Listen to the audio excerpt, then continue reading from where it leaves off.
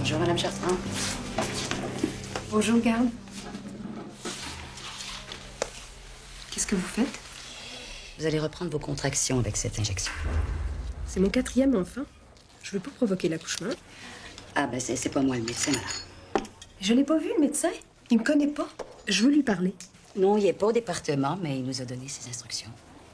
Je refuse d'être traitée à distance. Téléphonez-lui immédiatement. Bon, si vous y tenez...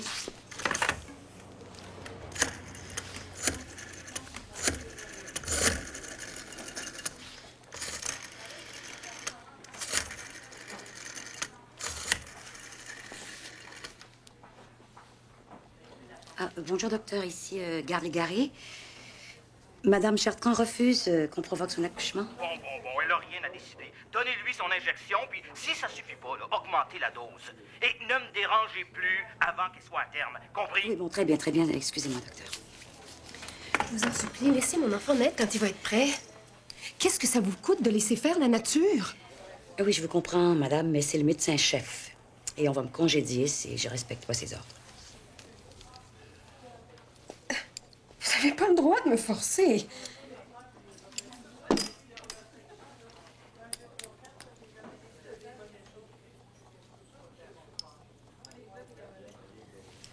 Maintenant, détendez-vous. C'est terminé. Allez, il faut vous étendre.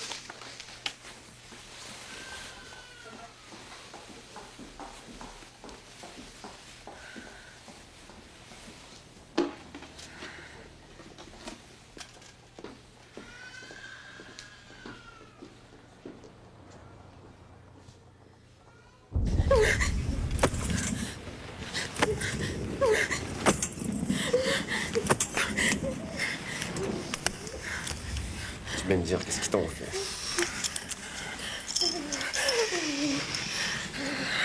C'est de calmer mon amour.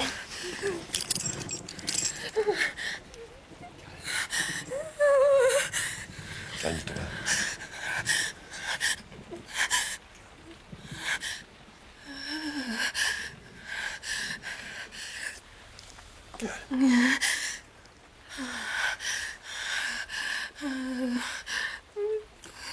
Sophie.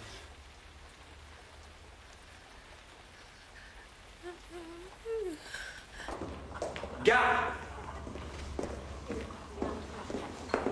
Là, je veux voir le médecin. Il est rendu midi, ma femme est inconsciente depuis hier soir, puis il n'est pas encore venu à voir. Inquiétez-vous pas, on va se réveiller bientôt. C'est pas normal, je veux voir le médecin! C'est pas possible, monsieur Chartrand. Ben, comment ça, c'est pas possible? Dites-moi où est-ce qu'il est, puis je vais aller le retrouver. Il n'est pas à l'hôpital. Il est pas à l'hôpital. Il revient à quelle heure? Il est à son chalet, monsieur Chartrand.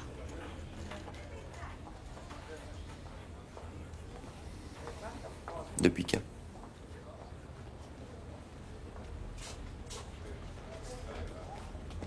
Ben, il va avoir de mes nouvelles, hein, ça, je vous le jure!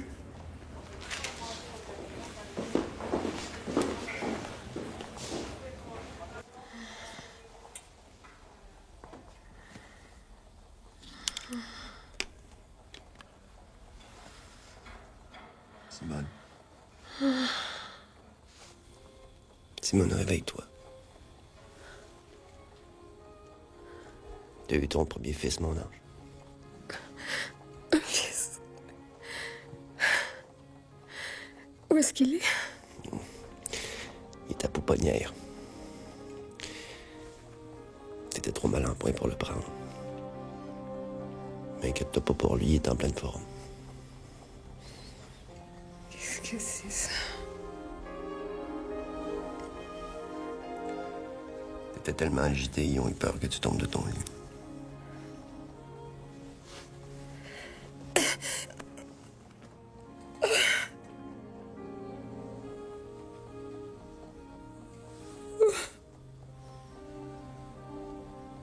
Je me suis jamais sentie aussi mal.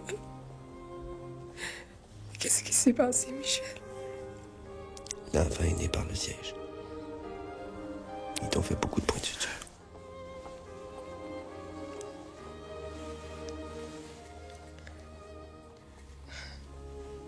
Les piqûres t'ont infecté. Ils vont t'opérer demain.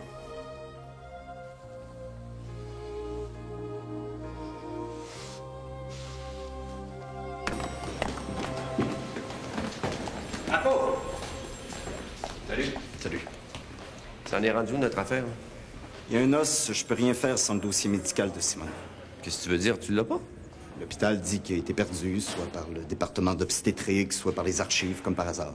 Mais voyons donc, c'est un médecin qui a rendu ma femme malade. On s'est endetté pour payer les médicaments puis l'opération, hein, puis les 3 semaines d'hospitalisation que ça a pris pour réparer ses dégâts à lui. On peut pas en rester là. C'est le chef du département, personne ne veut témoigner contre lui. C'est inutile de t'endetter encore plus avec une poursuite. Tu veux me dire qu'on n'a aucun recours contre un incompétent qui fait des accouchements par téléphone? Je suis vraiment désolé, Michel. Ben, c'est comme ça que les baveux restent au pouvoir partout. Mais il va entendre parler de moi quand même. Qu'est-ce que tu vas faire? Merci, Jean. Tu m'enverras ton compte.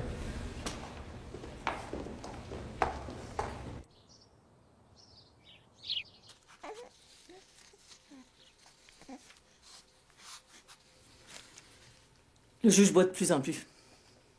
Il vient même plus souper, il rentre éméché. C'est invivable.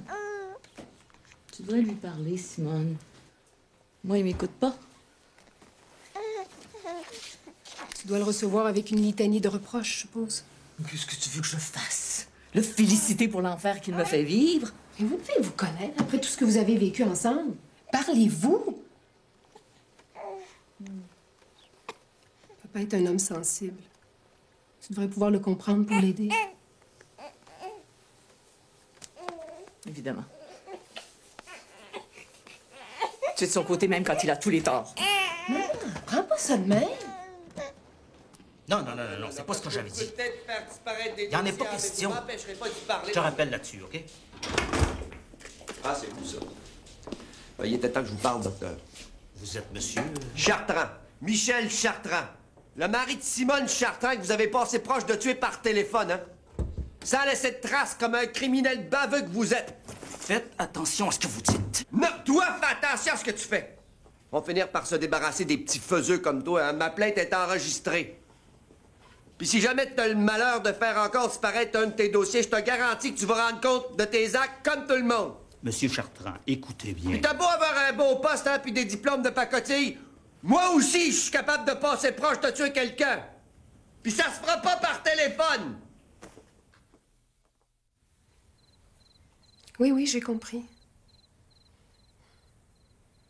Je m'en occupe.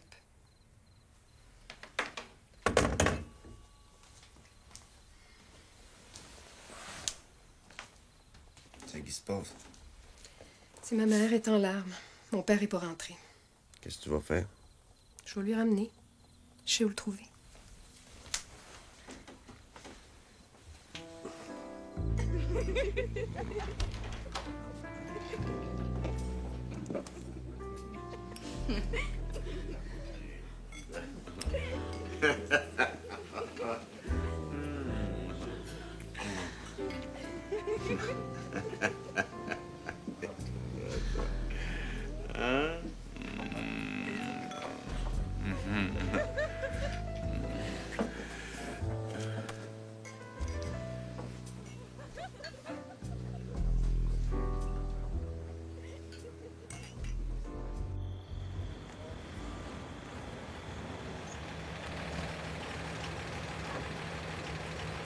L'alcool est en train de te détruire, papa. Tu m'as appris l'idéalisme, la bonté, le courage. Je te reconnais plus. On change en vieillissant. Ta maladie, c'est d'avoir perdu le feu sacré. T'as raison, ma Simonette. Qu'est-ce que tu veux? Papa, t'as que 56 ans et t'es un homme formidable. Je peux pas accepter de te voir comme ça. Faut que tu te reprennes en main. Pour ta femme. mes enfants. Pour toi-même.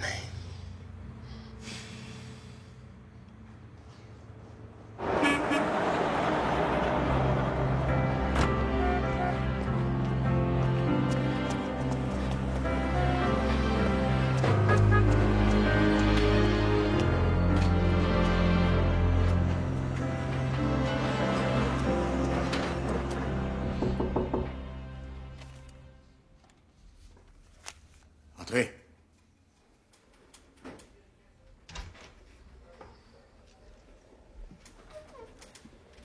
Monsieur Monet. C'est toi.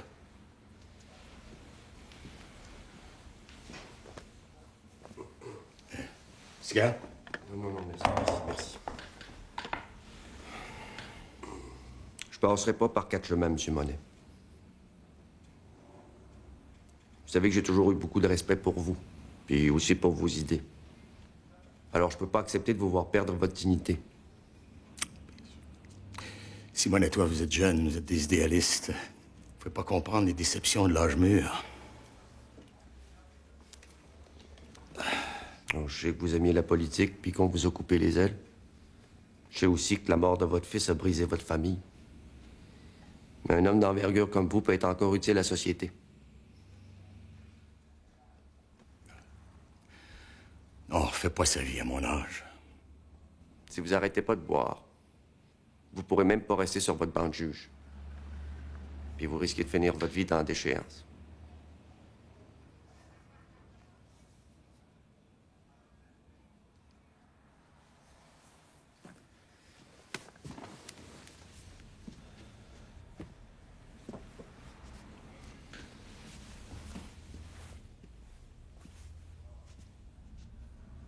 Faut vous faire soigner, Monsieur Monet.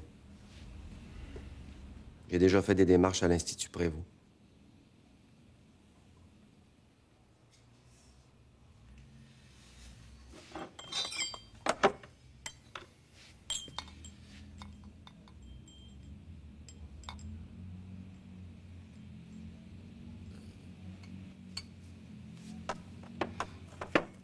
Attendez pas. Ils sont prêts à vous prendre immédiatement.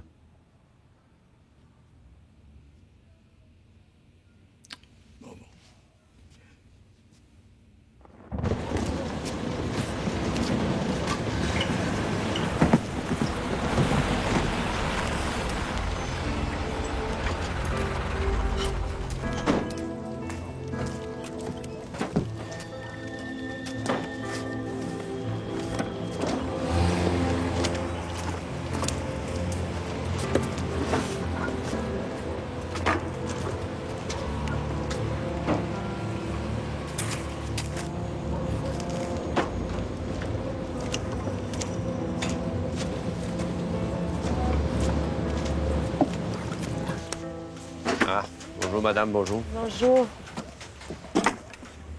Merci, monsieur. Je sais pas ce qu'on ferait sans vous autres. Ah, ben, c'est rien. Qu'est-ce qu'il y a là? On n'a pas l'argent pour voir un médecin.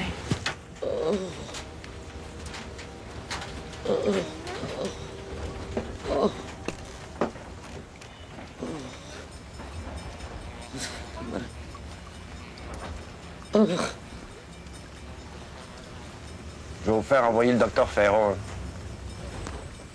Ça vous coûtera rien.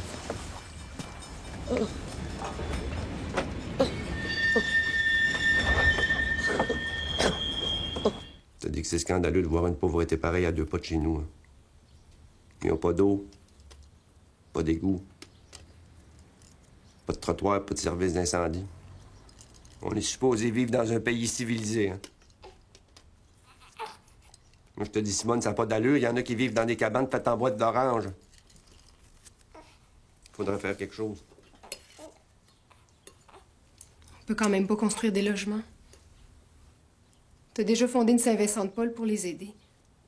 C'est au gouvernement à faire le reste. Non, on peut rien attendre du gouvernement pour défendre le bien commun. Mais même les curés s'en occupent pas, hein? Parce que pour eux autres, les paroissiens qui vivent de l'autre côté de la voie ferrée, c'est des indésirables, hein? Qui salissent leur église avec leurs pieds pleins de boue. Au couvent, c'est pareil. Les sœurs disent à nos filles de pas jouer avec les pauvres. Ça se dit chrétien. Il dénature notre religion. Le petit a encore fait, Michel. Hein? Non. On vit sous une dictature économique puis religieuse. Sans aucune conscience sociale. Faudrait devenir anticlérical pour vivre en chrétien. Ouais, t'as raison. Hein?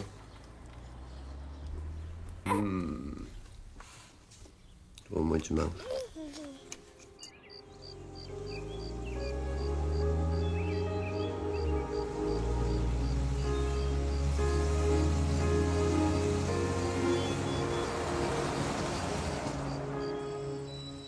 Papa! Ah, ma Simonette. Je suis content de te voir, toi. Comment ça va? Ah, ça va un peu mieux. Aujourd'hui, c'est ma première sortie de la semaine. J'ai même le droit de téléphoner et d'écrire. C'est pas trop tôt. Le pire est passé maintenant. Tu vas pouvoir reprendre goût à la vie. On marche un peu?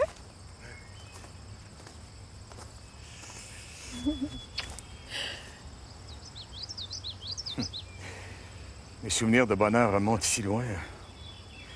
Quand je suis devenu député. Mon mariage avec ta mère, qui me voyait comme un sauveur. Les naissances, des soirées de musique en famille, les discussions avec toi et avec ton frère. L'avenir était sans nuage à ce moment-là. T'as des petits-enfants maintenant. Ils t'aiment déjà. Tu vas les aider à grandir. Oh, j'ai beaucoup pensé à toi et à ta petite famille pour me donner du courage, mais je suis pas rendu au bout de mes peines. Je suis fière de toi, papa et Michel aussi. Tu le remercieras de s'être occupé de moi. Même ta mère semble l'apprécier maintenant. Vous l'avez tous bien mal jugé. C'est un compagnon fidèle, dévoué et tendre. Ta vie est quand même pas facile, hein, ma Simonette? J'ai jamais désiré une vie facile, papa. C'est l'absence d'objectifs qui mine la santé et l'équilibre nerveux. Tu le sais.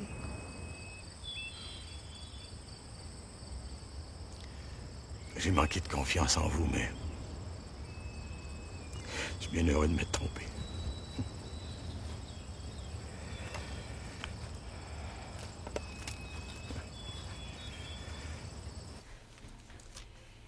Une alimentation équilibrée en protéines, en calcium et en sels minéraux, ça coûte pas cher et ça rend les enfants en santé. Le plus important, c'est de consommer des légumes verts, en particulier les épinards, parce que c'est riche en fer. D'où vous sortez, vous, avec vos épinards? De l'université, faut croire? C'est plein de sable. Ça bourre pas comme un macaroni. Puis ça rapetisse tellement là, que ça en prend une tonne pour nourrir toute une famille. C'est vrai, ça. On a beau en faire cuire un plein chaudron, il y en a même pas assez pour 3. En plus, personne n'aime ça. Ah non, c'est vrai, pour nourrir une grosse famille, ça prend un sac de navets puis des gros choux. Madame, excusez-moi, j'ai pris des cours de nutrition, mais vous avez raison. J'ai jamais eu 10 personnes à nourrir. C'est sûr, vous pouvez pas savoir. Mais nous autres, on peut vous en parler, par exemple. Ben, ça m'intéresserait. Énormément.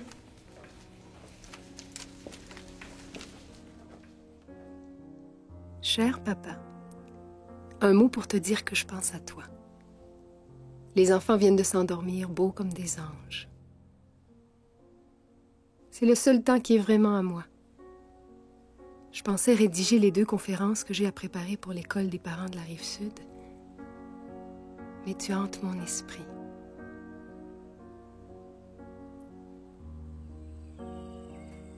Je deviens sentimentale en pensant à nos grandes conversations passées. Quand tu étais mon ami, mon guide, et pour moi l'être le plus merveilleux du monde. Nous recréerons ces liens solides et tendres, papa. Compte sur mes prières, ma piété filiale et mon affection pour toujours. Ta Simonette d'autrefois et de demain.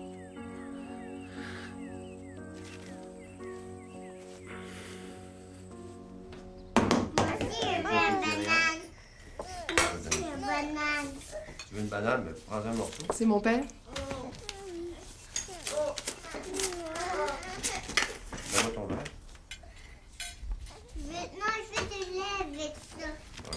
Ma Simonette, c'est un papa fier, heureux, résolu et ferme qui t'écrit. Je suis redevenu celui que tu voulais t'en retrouver.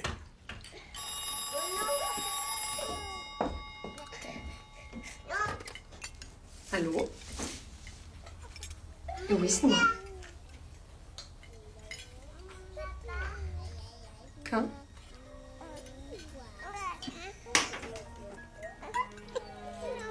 Merci.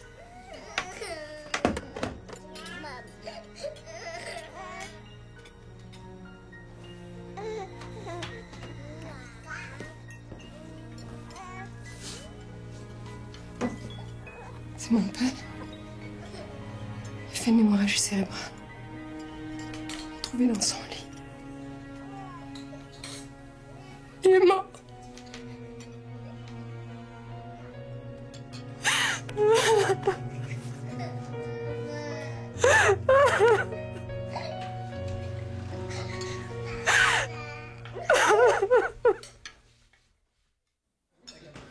Michel, une institution financière, c'est pas un organisme de bienfaisance.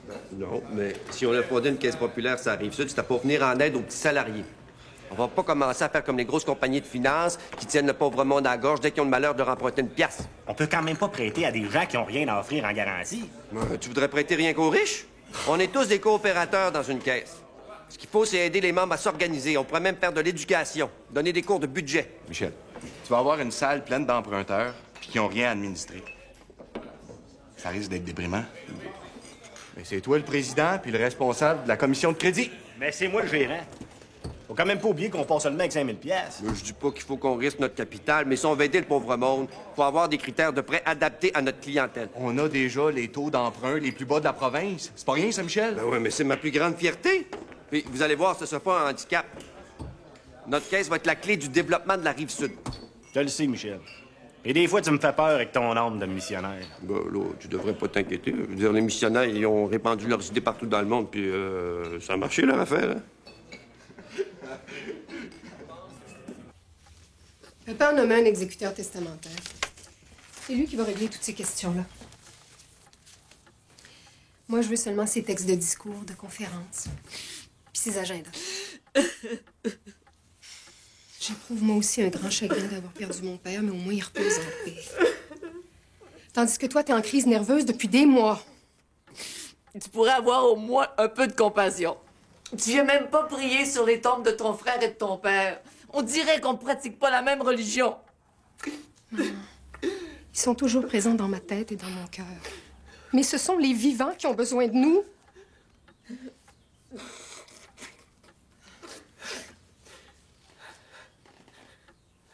Au lieu de toujours pleurer, tu devrais essayer de trouver un sens dynamique à ta vie. T'as du temps libre. Tu pourrais t'impliquer dans des associations au lieu de toujours t'apitoyer sur ton sort. Mais tout le monde n'est pas comme toi. Je sais pas comment tu peux avoir tant d'activités avec un enfant par année puis un mari qui peut à peine vous faire vivre. T'as pas à juger notre façon d'agir. Excuse-moi. Dans le fond, je t'admire beaucoup. Je veux ni de ta pitié ni de ton admiration, maman. Je te demande seulement d'essayer de comprendre.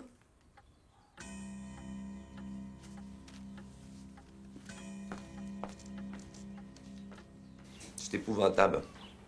J'en reviens pas. Écoute ça, Simone. 8 voitures de la police qui transportaient un détachement d'une trentaine d'hommes envahirent la rue Albert. En quelques secondes, les agents se ruèrent, matraque au poing, dans la pièce où se trouvait le prévenu, frappant de droite et de gauche. En un tournement, toutes les personnes présentes étaient empoignées et traînées vers les voitures qui ont aussitôt démarré vers le club de la Johns Manville, où la police provinciale a établi son quartier général.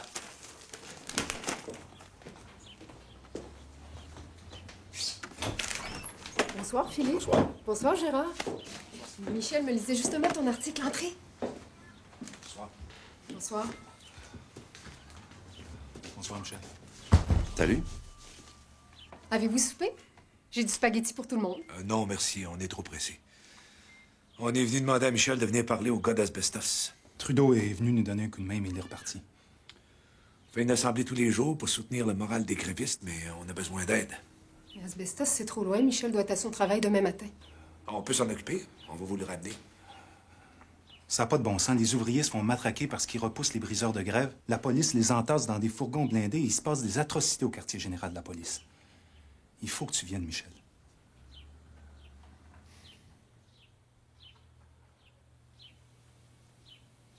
Je vais vous suivre.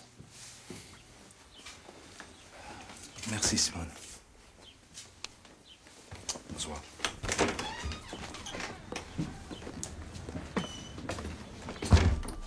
Prends ton paletot, il fait frais. Attends-moi pas, je rentre tard.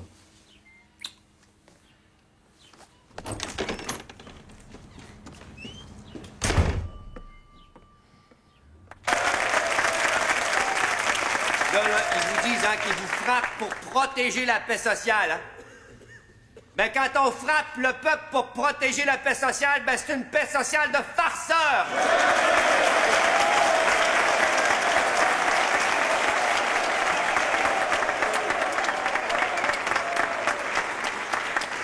Mais ça a jamais énervé l'Union nationale, qu'il y ait des ouvriers qui meurent d'amiantose. Ou d'accidents de travail, ou ben d'autres choses, je veux dire. Mais quand la compagnie commence à avoir peur assez bien, ben notre très honorable premier ministre Duplessis, il fournit la police. Parce que le droit à la propriété, c'est bien plus important que la vie des mineurs, ça. Les pauvres capitalistes, ils se mettent à avoir peur parce que la grève fait baisser les profits. Alors, ça vaut la peine d'ajouter la gendarmerie royale à la police provinciale puis à la police municipale pour protéger les SCAF. Mais ils vont s'apercevoir que de voler des jobs, c'est un métier dangereux.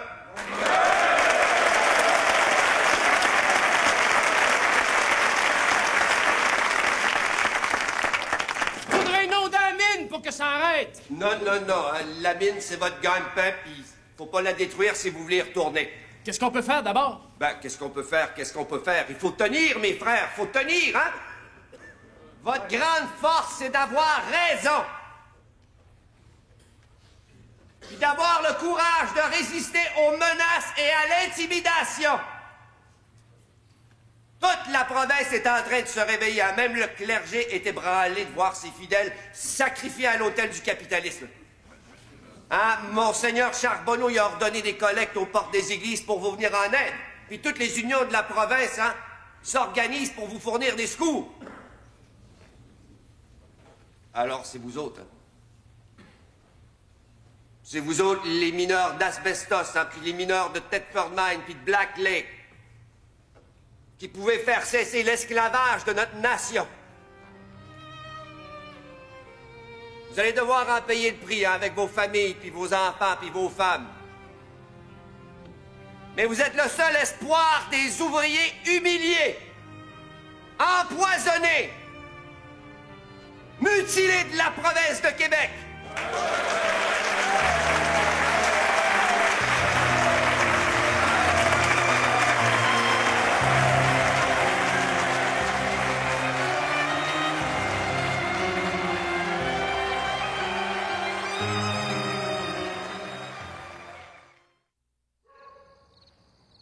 Veulent me garder, Simone. Ils ont besoin de moi, puis je pense que j'ai envie de rester. J'ai jamais vu des gens aussi courageux. C'est bien important ce qui se passe ici. Je pense que l'avenir du syndicalisme se joue à Asbestos. Et ton emploi? Mon emploi... Ici, ils ont besoin d'aide. C'est plus utile que d'imprimer des formulaires du gouvernement à Montréal. Je sais que tu détestes parler d'argent, mais il en faut pour nourrir une famille. Il y a des gens qui meurent d'amiantose ici. Ils sont en grève pour sauver leur vie, On va rester tranquille, bien assis à côté du poêle, ça n'a pas de bon sens, ça. T'inquiète pas. On va se débrouiller. Je t'aime, mon amour.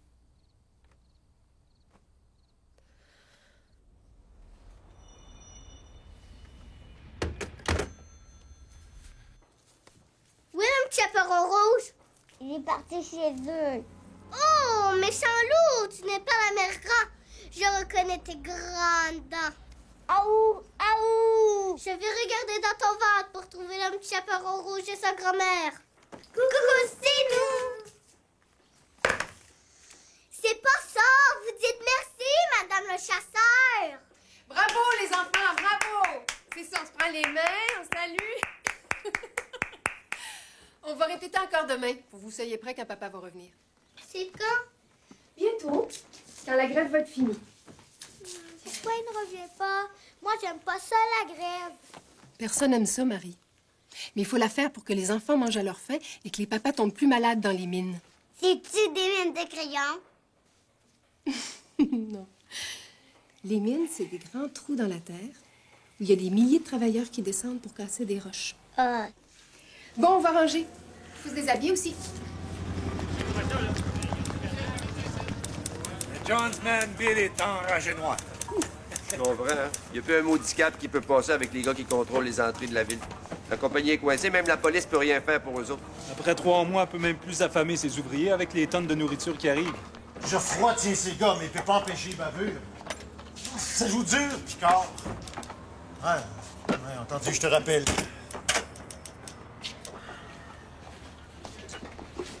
Mais c'est bien beau de tenir la ville, mais attaquer des policiers, ça dépasse les bornes.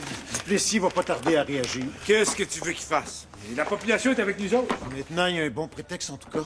Le vent va tourner, c'est sûr. Le terrain est complètement miné pour le gouvernement. Le conflit est devenu social et politique. Ça, c'est du jamais vu au Canada. Je vous dis que la Sainte Alliance du clergé, du pouvoir et du capital en prend un coup. Ouais, puis à cette heure qu'il y a des évêques qui sont contre lui, hein, ben le chef pourra pas sortir des arguments de bons catholiques pour varger ses syndicalistes. Sa seule porte de sortie, c'est d'obliger les compagnies à négocier. On sait jamais comment ça peut tourner les rapports de force. C'est une révolution du peuple contre un dictateur. Où ça passe, où ça casse. Messieurs, le directeur de la police provinciale vient de me téléphoner. Les renforts policiers s'en viennent de partout. Montréal, Québec, Sherbrooke. Puis ce qu'il y a de grave, c'est qu'ils ont reçu l'ordre de tirer. Ils ont reçu l'ordre de tirer? Calvaire, c'est pas assez de tuer les ouvriers d'un mine, en plus la police va leur tirer dessus! Il faut défaire les barrages routiers. On n'a pas le choix. C'est toi qui dis ça, Marchand. Tu nous as poussés au bout. Puis là, t'as la chienne, tabarnak! On peut pas demander aux gars de quitter les lignes de piquetage. Messieurs, j'ai toujours dit que si j'étais mineur, je serais gréviste. Mais là, on n'a pas le choix. Tout le monde doit rentrer chez eux. On y va, on va parler aux gars. Moi, je ferai pas ça, Marchand. Hey! On n'est pas des pissous, nous autres! Levez-vous un gars! On y fera pas les morales! C'est pas en mourant que vous allez gagner la bataille. Incapable de se défendre! Clément! Pense-y à 2 fois, hein. Vous autres, vous avez des roches puis des bâtons, mais eux autres, ils ont des grenades puis des mitraillettes. Même à 10 contre 1, c'est votre sang qui va couler.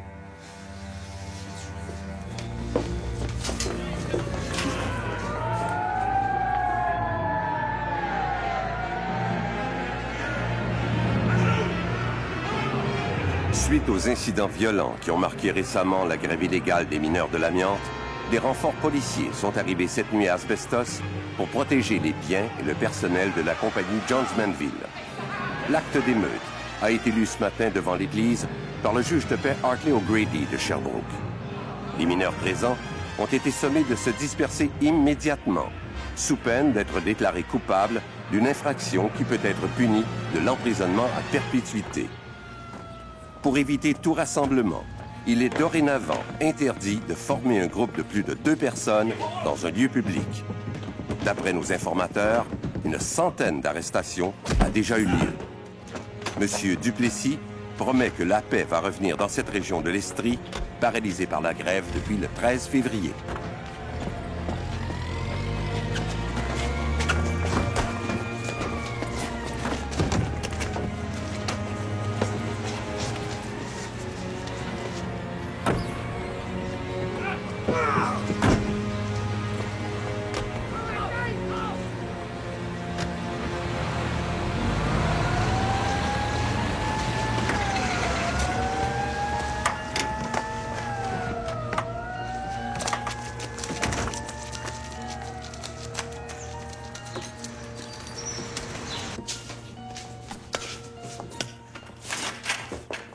Gang de sauvages!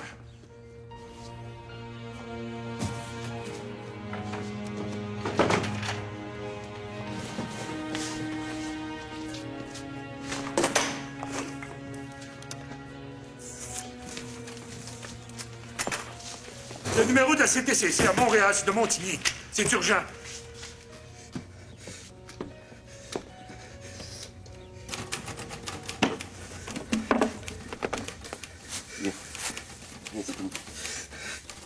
sont tous partis.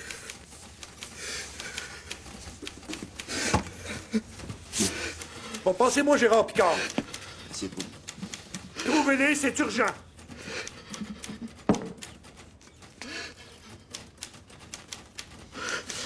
Essaie de te calmer, je vais aller te chercher un verre d'eau.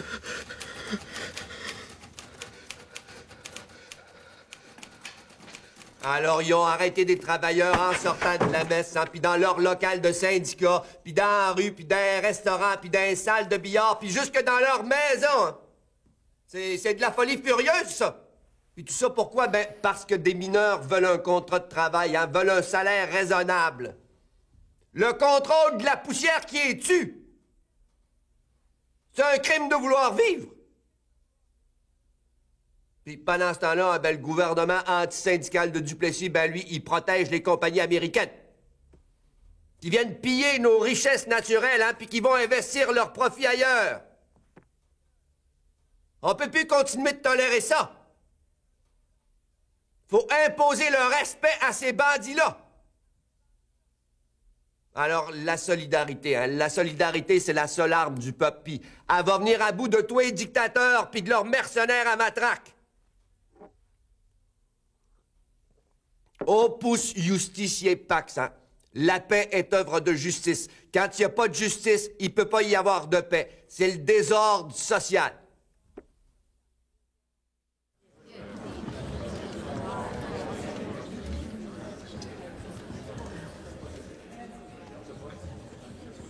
Allez-y, je vous écoute. Après la lecture de l'acte d'émeute, il y a des mineurs qui ont refusé de se disperser et qui ont résisté à leur arrestation. Ça, c'est complètement faux, votre honneur. Ce policier-là vient de vous mentir. Hein?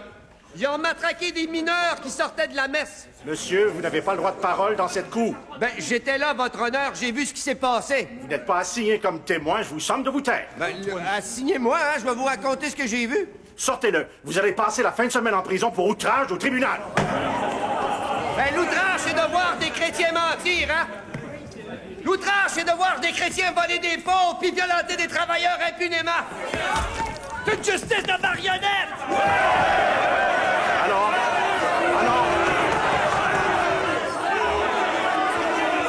je fais évacuer la cour. Alors!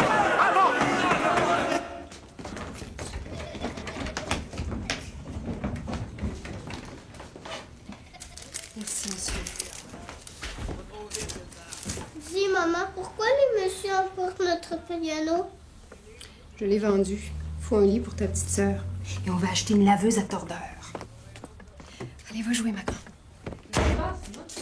Tu déménages? Je voudrais bien, mais on peut pas. Je fais de la place.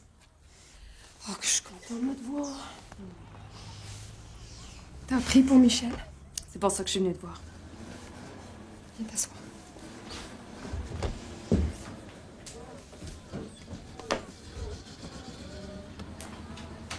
Je peux pas croire que mon mari soit en prison.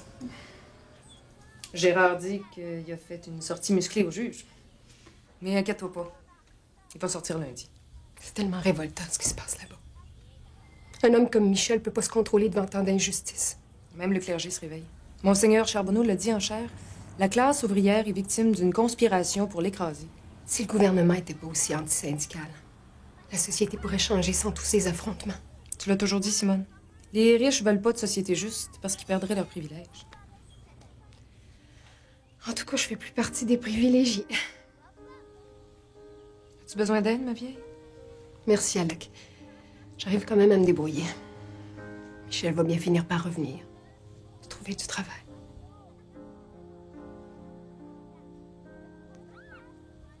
Le pire, c'est son absence.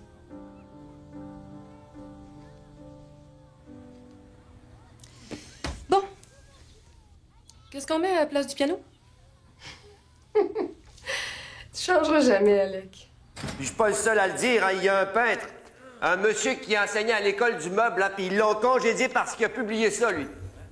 Écoutez bien ça. C'est fini la peur des préjugés. Peur de l'opinion publique.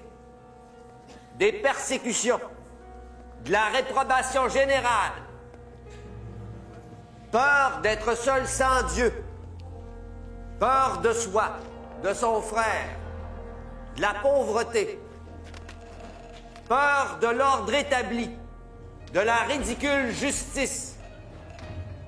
Peur bleue, peur rouge, peur blanche. Maillon de notre chair. C'est assez fort, ça? Paul-Émile Bordua qui s'appelle. Je suis pas un peu heureux, moi, Michel, mais... Il n'y a jamais eu un ménard en prison avant. Ma mère va en tomber malade. Quand les bandits sont en liberté, François, il n'y a pas de honte à être en dedans. Bonjour, monsieur.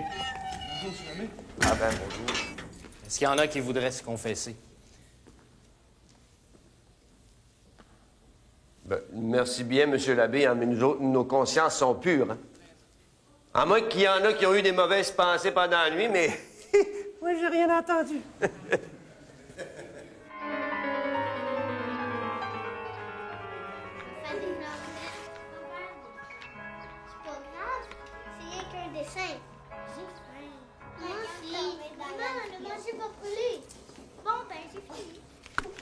Chers auditeurs, nous interrompons momentanément cette émission pour vous présenter un bulletin spécial d'information.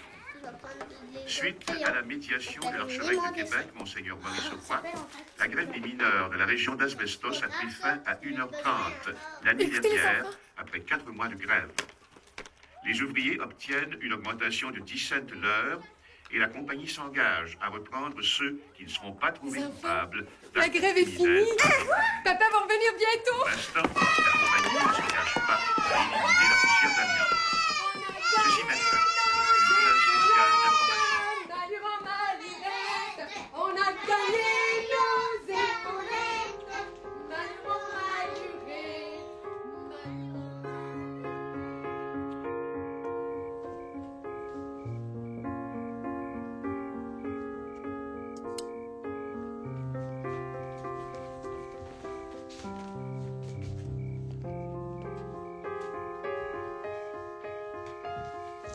Bonne nuit, Alain. Bonne nuit, maman.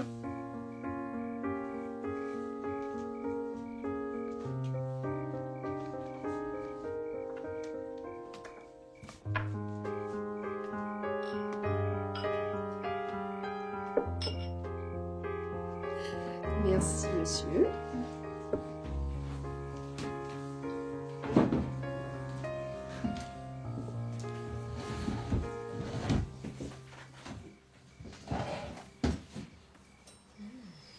Bon appétit. Sais-tu ce que tu vas faire maintenant? Ah ben, j'ai une chose, hein. C'est que je serai toujours du côté des travailleurs puis des opprimés du système. Tu pourrais travailler pour le syndicat. Ça conviendrait parfaitement à tes objectifs, non? C'est sûr que ça m'intéresse beaucoup. Je trouve que c'est la seule force organisée qui peut changer la société. Ce serait une très bonne façon d'aider mes compatriotes. Alors demande-leur de t'engager. Je pense que je m'y connais pas encore assez en négociation et en relation de travail. Faudrait que je me documente avant. Je veux bien croire, mais comment on va vivre en attendant? Avec l'autre enfant qui s'en vient en plus.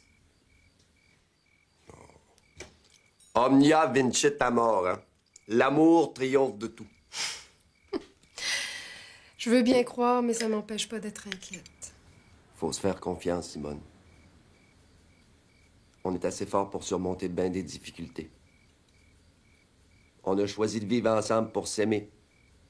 Élever nos enfants puis aider notre prochain, puis c'est ce qu'on fait. J'ai toujours le même idéal. Mais avec nos responsabilités familiales, je sais pas comment tu fais pour rester si serein. Ah, ben c'est toi qui es ma force. Mon bonheur. Mon ange.